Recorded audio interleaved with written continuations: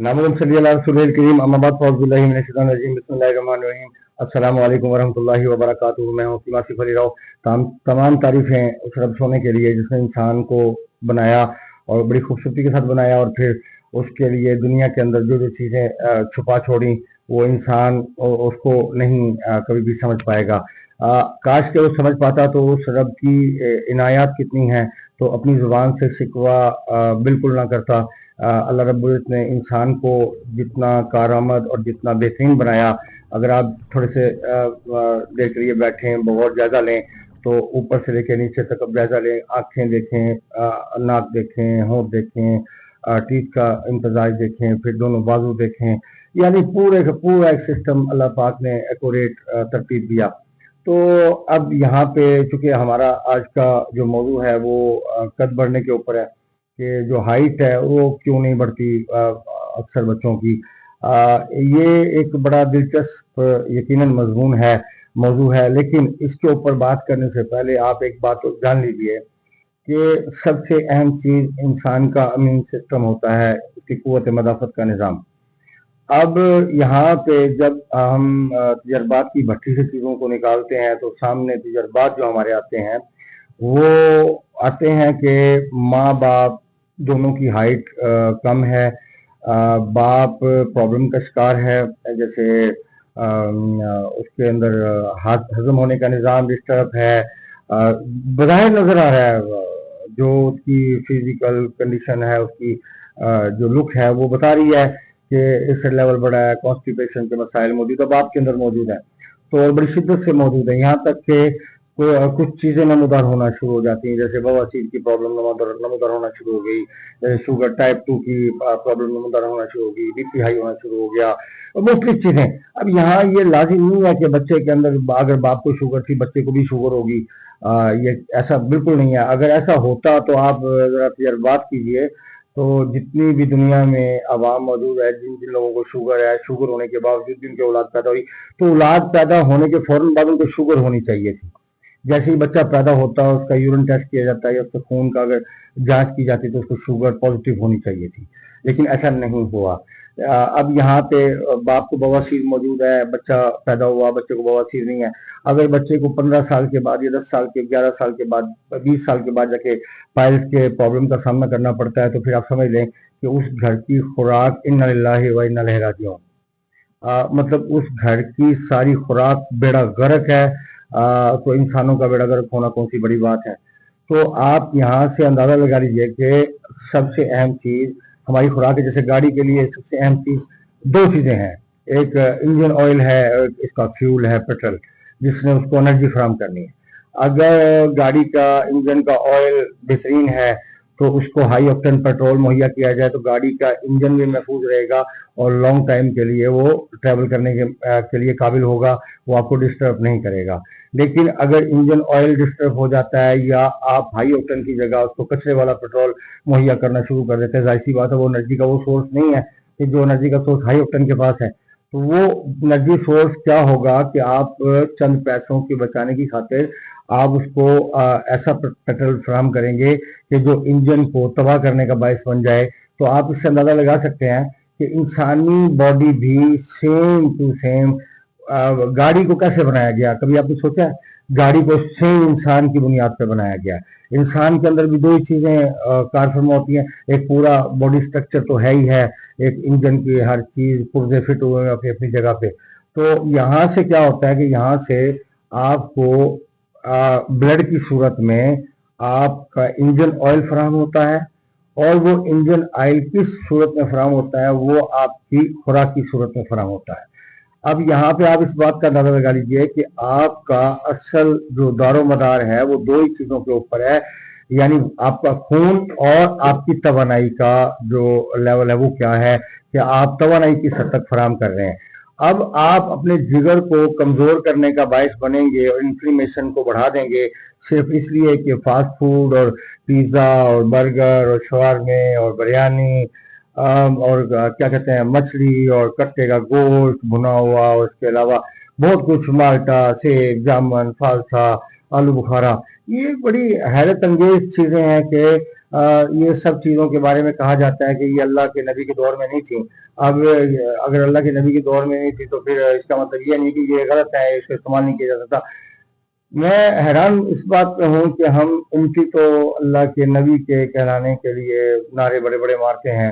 کیا ان کی زندگی کو بھی فالو کرنے کی کوشش کی؟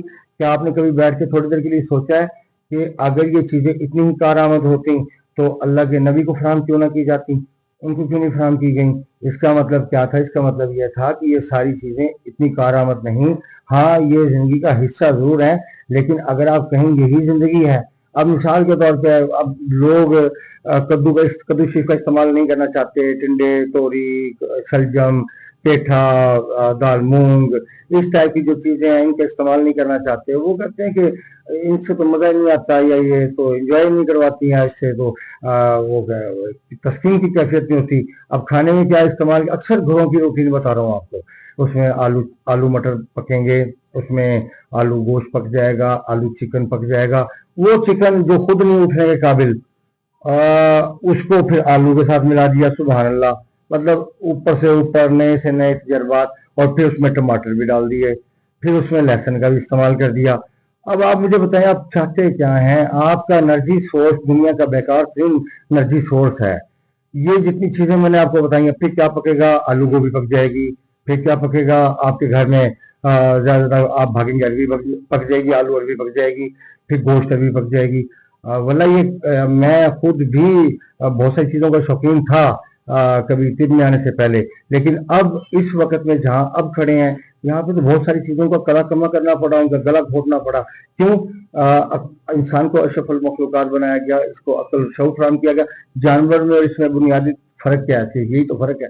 تو اس سے آپ اندازہ کر سکتے ہیں کہ ہمارا انرجی سورس اچھا نہیں ہے, ماں باپ کا نہیں ہے, ان کے قد نہیں بڑھے. اگر ان کے قد نہیں بڑھے تو اب کیا مطلب ہے؟ ان کے بچوں کے قد نہیں بڑھنے چاہیے, بالکل بڑھنے چاہیے, لیکن کیسے بڑھیں گے؟ اب آپ خود تو جو نااہلی والی لائف گزار رہے ہیں کھانے پینے کے حوالے سے, وہی لائف آپ نے بچوں میں کنورٹ کر دی ہے. اب میری سمجھ میں یہ نہیں آتا کہ بچے آپ سے پیدا ہوئے کہ آپ بچوں سے پیدا ہوئے ہیں. اگر بچے آپ سے پیدا ہوئے تو آپ سے بڑے کیسے ہو سکتے ہیں؟ مسئلہ صرف کیا امپلیمنٹ کا. اس کی مثال میں آخری بات کر کے میں, کیونکہ یہ موضوع تو بہت لمبا ہے, اس کے اوپر بات کی جائے گی, دوبارہ پھر بات کی جائے گی انشاءاللہ, لیکن آج کے لیے میں اس کو یہیں پہ چھوڑتا ہوں کہ اللہ کے نبی سرکار کے دور کے اندر اگر ہم تھوڑی دیر جھانکتے ہیں تو وہاں ہمیں کیا ملتا ہے کہ وہاں ہمیں اللہ کے قانون کی تابع داری ملتی ہے. یہاں پہ ہمیں اللہ کے قانون کی تابع داری نہیں ملتی. میں اس کی آخری ایک مثال دے کے, کہ وہ اکثر لوگوں نے واقعہ سنا ہوا ہے کہ ایک عورت اپنے بچے کو لے کے آئی آقا السلام کے پاس, تو سرکار سے فرمایا کہ یہ بچہ گڑ کھاتا ہے, میرا زیادہ گڑ کھاتا ہے, اس کو منع کریں. تو سرکار نے فرمایا خاتون سے کہ کل بھی لے کے آنا اس کو, میں کل اس کا جواب دوں گا. تو جب اگلے دن وہ لے کے آئی تو پھر اس کو کہا کہ بیٹا گڑ نہ کھایا کرو. تو صحابہ کرام نے پوچھا کہ اللہ کے رسول کل بھی آپ یہ بات کہہ سکتے تھے, تو یہ کل کیوں نہیں کہی گئی؟ اس میں کیا ایسی حکمت پوشیدہ؟ تو سرکار فرمانے لگے کہ کل میں نے خود گڑ کھایا ہوا تھا. اب آپ خود سوچیں کہ اگر ماں باپ کی اپنی زندگی انسانوں والی نہیں ہے, اس کے رولز نہیں ہیں, رول ریگولیشن نہیں ہے, تو وہ جانوروں کی طرح زندگی گزار رہے ہیں, تو آپ کیسے ایکسیپٹ کر سکتے ہیں اپنے بچوں سے کہ وہ ایک بہترین انسان کے روپ میں کھڑے ہوں گے؟ آپ ایک آخری بات کر کے میں اس کو کمپلیٹ کرتا ہوں اپنی بات کو, کہ یہاں پہ آپ ایک چیز سمجھ لیں کہ اگر آپ کی لائف میں کوئی ایسا انسان موجود ہے جس کے رولز ہیں, جس کی لائف کی کچھ اپنی ترتیب ہے, اور وہ اس ترتیب سے نہیں ہٹتا, اس کو کوئی بندہ اس کی ترتیب سے نہیں ہٹا سکتا. یعنی کسی انسان کی رات کو 9 بجے سونے کی, عشاء کے فوراً بعد سونے کی روٹین ہے, اس روٹین کو کوئی بھی خراب نہیں کر سکتا, تو یہ ایک بہترین عمل ہے اس کے اندر. تو وہ بندہ پیارا لگے گا, نہ کہ وہ بندہ کہے گا کہ یار یہ کیسا انسان ہے. نو, کوئی بھی چیز ہے اس کا اگر طریقہ کار آپ کا ٹھیک نہیں ہے تو آپ ناکام ہو جائیں گے, اور کبھی بھی آپ وہ امپلیمنٹ نہیں کروا سکتے گھر میں. آپ خود نماز پڑھ رہے ہیں, آپ بچوں پہ کہہ سکتے ہیں کہ نماز پڑھیں, یقیناً پڑھیں گے بچے نماز, لیکن آپ خود نماز نہیں پڑھتے تو بچوں کو کیسے کہہ سکتے ہیں؟ اسی طرح زندگی کا سارے پیٹرن ہے. اگر آپ خود فاسٹ فوڈ کھاتے ہیں یا آپ کو چسکے پڑے ہوئے ہیں خود کو, تو آپ بچوں سے کیا ایکسیپٹ کریں گے کہ بچے بہترین لائف ترتیب دیں گے؟ नेवर। अल्लाह पाक किसी को एक बेहतरीन खूह पे पैदा कर दे जो उसकी रूह है तो एक अलग बात है, लेकिन अगर हम तरबियत की बात करें तो तरबियत का जो म्यार है वो ज़ीरो नज़र आता है माशरे के अंदर। और फिर हम शिकवा करते हैं कि ये हमारे साथ क्यों। शिकवा नहीं बनता, आपको ढूंढना बनता है, रब की कुदरत को ढूंढना बनता है। अल्लाह पाक ने तो कहा है मैंने मौत के साथ ही, मौत के अलावा जो भी बीमारी जिंदगी में बीमारी पाई इसकी शिफा उसके साथ उतार दी। अब यहाँ से क्या साबित होता है, इसका मतलब यह है कि ये 100% काबिल इलाज है, ये नाकाबिल इलाज है, लेकिन इसके ऊपर फोकस करना, वक़्त देना माँ का, ये बहुत ज़रूरी है। और आजकल की माएँ सुभान अल्लाह, वो तो फिर उनकी अपनी ज़ुबान कंट्रोल में नहीं है, तो वो बच्चों को इम्प्लीमेंट कैसे करवाएंगी। अपने दोस्त का बहुत सारा ख्याल रखिए। मिलते हैं इंशाल्लाह मज़ीद इन्फॉर्मेटिव वीडियो के साथ। वमा अलैना इल्लल बलागुल मुबीन। अस्सलामु अलैकुम वरहमतुल्लाहि वबरकातुहू।